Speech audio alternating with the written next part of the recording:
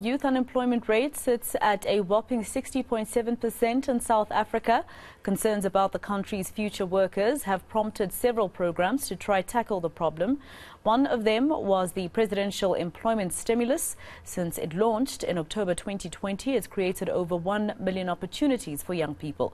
Now the program is under threat. It is set to come to an end in March next year, unless National Treasury decides to keep it going.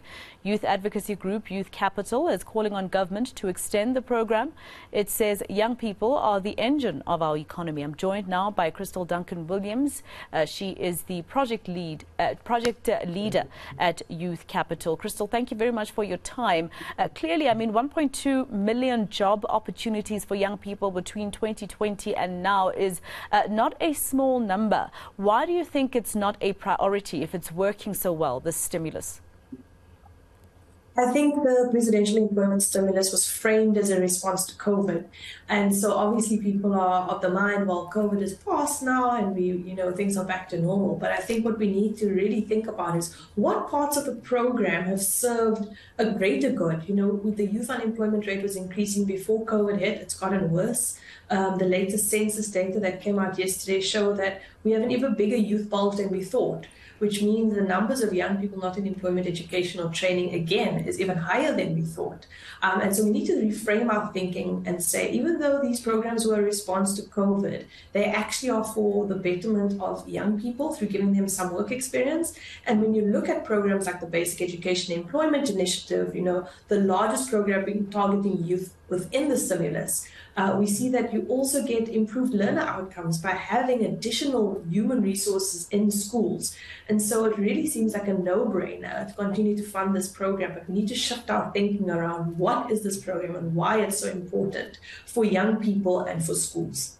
Especially after yesterday, Kristal, where we found out that our population increased by at least about 10 million since 2011. Yeah.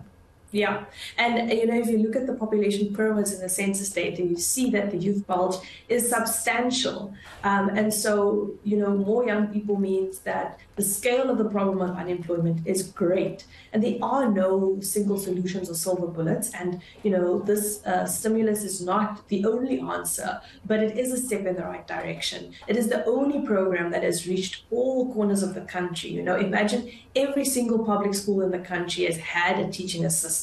And that, is in real rural areas, places far removed from city centers, where there are, essentially job deserts. There's really nothing for young people.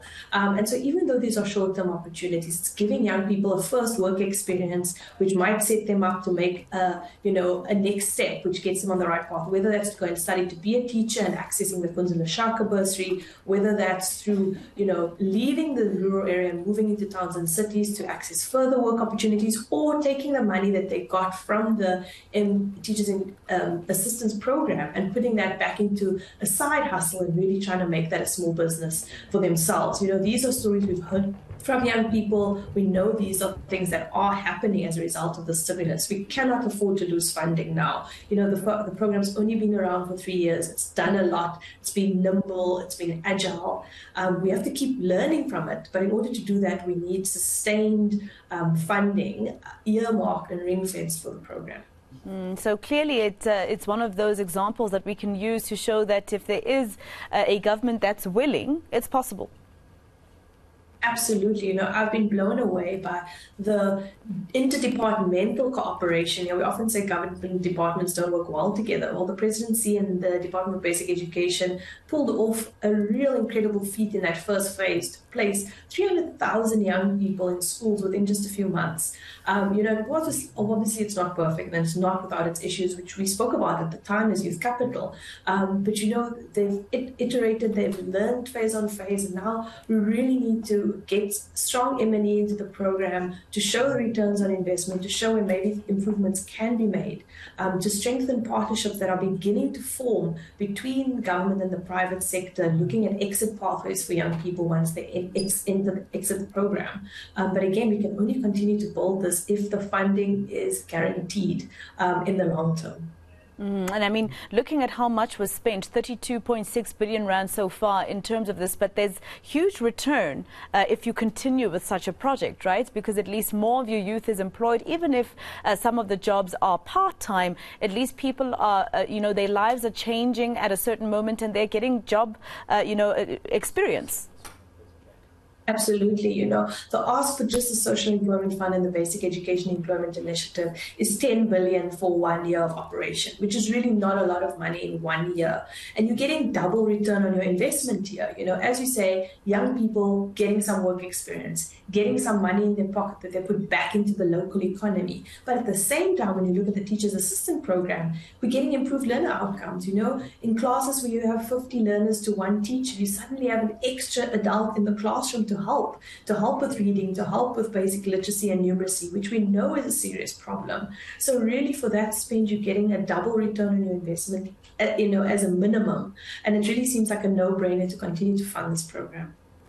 How important and how easy can it be, Kristal, for government to turn those type of jobs, like for instance what you mentioned with teachers? We've been told that in South Africa we produce about 15,000 teachers a year when we're supposed to actually produce 25,000. There are many vacancies that are left without being filled for many, many years. There's also, for instance, even nursing, etc. How important is it that this stimulus continues and hopefully the private sector is able to assist government to make sure that these positions are made permanent?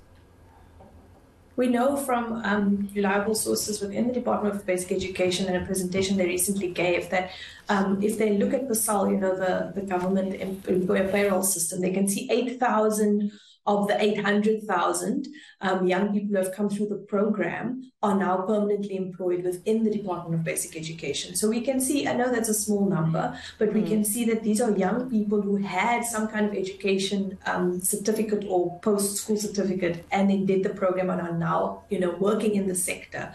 I think it's really important because often what happens is young people go and study something, whether it's to be a teacher or a lawyer or whatever it is, without actually understanding what the job entails.